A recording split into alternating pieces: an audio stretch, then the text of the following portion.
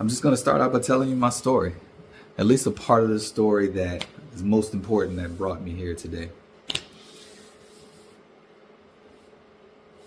I basically grew up kind of cutting smart part of the story short. I grew up as a military brat, traveling around the world, born in Germany, giving myself just through my parents, giving myself just permission to learn differently.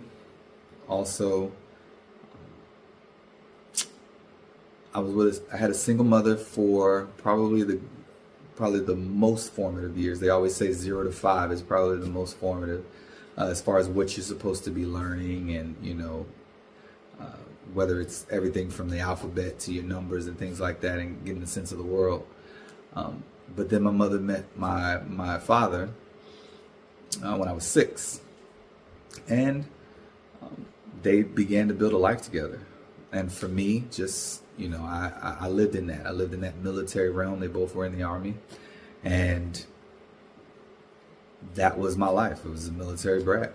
And fast forwarding through my childhood, had a fairly normal childhood, normal as normal can be. Spent a lot of time with my grandmother as my parents would deploy or transition from base to base. And I was, like I said, I had a fairly normal childhood, but it was a level of me learning, being in the country, having a sense of responsibility and things of that nature, but then moving back to the suburbs where kind of had everything handed to me. If you know anybody else living in a military, atmosphere, everything's given to you. They tell you what to wear. They tell you, they give you money for food, housing, all those different things. So I was balancing those two worlds. And as soon as I graduated high school, I went right into the military. Right into the military, straight out of high school. I was right into the Air Force. I didn't even realize at this point that I wanted to do it for a career, or I was even going to do it for a career. But I ended up starting out as working on aircraft, and then transitioned into IT, which I'm currently doing now after I retired in 2019. But through all of that is kind of where my story begins, and where this that was the foundation of it, but where my story begins to where I am today, wanting to help young men and things of that nature. The point of, 2002, I was in Florida, and that's where I was stationed. I'd been in the military for about 3 years at that point, and I was stationed there, and there was no profound, thought that I had, or no profound, life event that had happened. But I had a supervisor who just decided to, befriend me, and we just talked and, went through different things. And one day he asked me, invited me out to church, and I had no preconceived notions. I was just like, all right, cool guy. He met me where I was, which was playing basketball, and he invited me out, and I heard something that made sense. And at that point, what most people like to say, gave my life to Christ. But I like to look at it as following what I was being introduced to, and learning more about God. And that evolution started then, and it's still continuing to go now. And so throughout all of that, I ended up meeting my first wife, which her name was Letitia. And that marriage actually started, and might seem a little bit morbid, if you would say, but it started and ended in the first year. And I would say that because the first year we got married, I met her at my next duty station. The first year we got married, she ended up getting diagnosed with cancer. And from year 2 to year 8, she was in that battle, and I was a bit of a caretaker. I was not a bit of a caretaker. I was a caretaker. And through all of that, it allowed me to see and grow, I would say even really fast. Fast forward a couple years through that battle for her with cancer, we ended up adopting a son.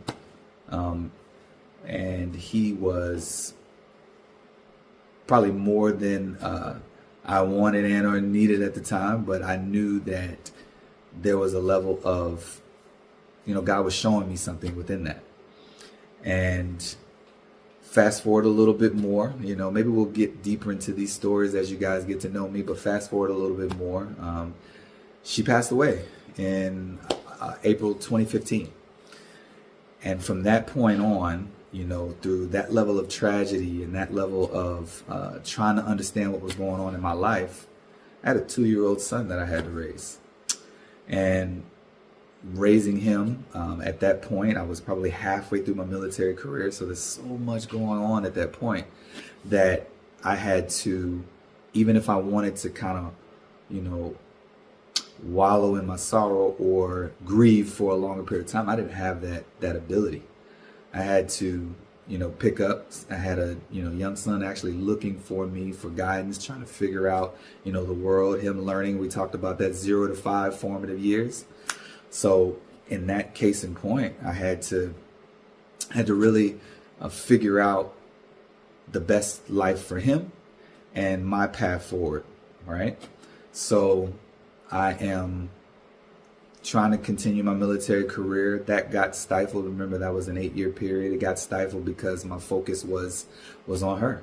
And that's where I was in my life. But then you move forward, and I ended up trying to build a new start, build a new life for myself, figuring out that, and even before I got married, I had an entrepreneurial spark.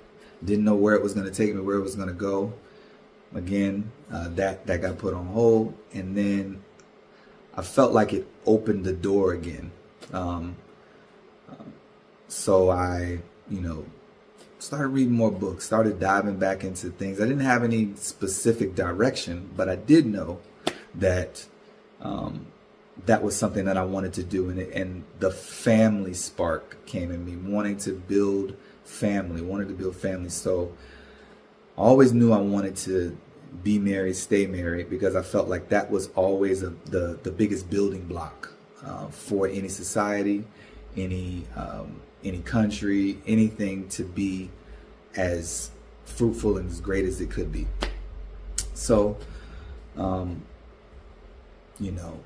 started searching for my wife, and through relationships that didn't work, situations that didn't pan out, whether it was living or what have you, and I get to a point where I think I would say it's 10 years more now, and I'm about to retire, or I say 5 years more, and I'm about to retire. Like I said, I retired in 2019, and I am in a position where I had another transition into my life, and I had to figure out what I wanted to do. So I ended up moving back to Georgia. That's where I was, my final duty station. After I actually retired, I moved to Louisiana for a couple of years, and then I ended up moving back to Georgia. And when I moved back to Georgia, I sat through a class that really helped me shape my purpose. It really helped me shape my purpose. It helped me shape what I wanted to do. And part of that was helping young men. And obviously parts of my stories, you can see why that materialized that way. And once I did that, that was where my the new part of my life began to take shape. And within those first few years, I ended up finding the woman that was going to help me build that and help me create that. And her name is Nawa, an exceptionally powerful woman in her own right, You know, everybody has a life, everybody has things that they go through, but what I saw in her, she allowed me to be myself with her in this growth, right? Because I felt like my path was already set. It's just who is going to best help me get there.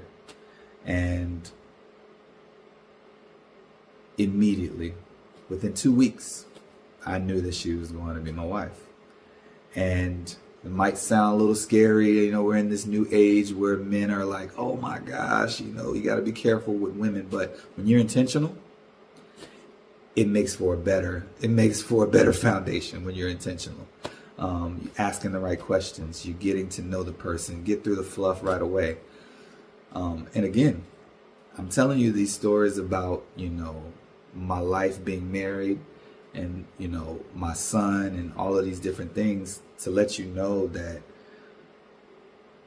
family is the building block. That's what you're going to get through, you know, no matter how far we go with these stories, no matter how far you learn more about me as a man, family is the building block. It always comes back to the family for me.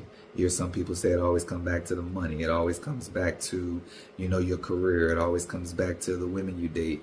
For me, it always comes back to the family. And at this point, you know, I am, again, I meet Nawa. We get married within a little over a year, you know, and that transition was in and of itself a learning experience for the both of us, I would say. And I think that when you go through something with someone and you're still sticking it out, you're still building it, even in our young marriage, I think we're at a point in our lives that we know what we want, we went for it, and now we're sitting in a marriage that is built to last.